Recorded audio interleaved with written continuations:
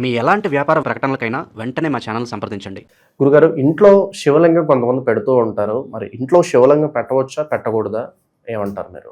ఇంట్లో శివలింగం జనరల్గా పెట్టకూడదు, కానీ ఈ మధ్య శివలింగం పెట్టుకుంటున్నారు. ఈ బొటని వేలు సైజు ఈ ఆకారంలో అయితే పర్లేదు. సో మనము శివలింగం అనేది బేసిక్గా గుడిలో చూస్తూ ఉంటాము, జలాభిషేకం పాలాభిషేకం చేస్తూ ఉంటాము. సో అక్కడికి వెళ్ళి చేసుకుంటేనే బెటర్. కానీ కొంతమంది వెళ్ళలేని పరిస్థితి ఉంటుంది, అలాంటి వాళ్ళు పెట్టుకుంటే బెటర్ ఇంట్లో. ఇంకా వాళ్ళు వెళ్ళలేరు అన్నప్పుడు మనము ఇంట్లో పెట్టుకొని పూజ చేసుకుంటేనే బాగుంటుంది కదా.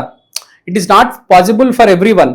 ఇంకోటి, ఈ రోజుల్లో ఉన్న ట్రాఫిక్కి మనకి ఏం జరుగుతుందంటే ప్రతి మనిషి బయటకు వచ్చి గుడి దాకా వెళ్ళి వెయిట్ చేసి కుదరడం లేదు ఇప్పుడు.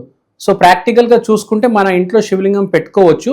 ఆ శివలింగం కూడా మనము బాల్కనీలో పెట్టుకుంటే బెటర్. మన పూజ గదిలో కాకుండా బాల్కనీలో పెట్టుకుంటే బెటర్. సో దట్ అది కొంచెం దానికి ఆకాశము, ఆ గాలి, వెలుతురు అవన్నీ తగులుతూ ఉంటాయి. శివుడు అనేవాడు అడవిలో ఉండడానికి ఎప్పుడైనా ప్రిఫర్ చేస్తాడు. He doesn't want to be domesticated. So మీరు మీ బాల్కనీలో పెట్టుకొని జలాభిషేకం, పాలాభిషేకం, పూజలు, నోమాలు ఏమైనా చేసుకోవచ్చు. So this is a very good idea. Actually పెట్టుకోవచ్చు, ఏ ప్రాబ్లం లేదు, చాలా హ్యాపీగా పెట్టుకోవచ్చు. బ్లాక్ కలర్ అవ్వచ్చు, వైట్ కలర్ అవ్వచ్చు, స్ఫటిక శివలింగం అయినా అవ్వచ్చు.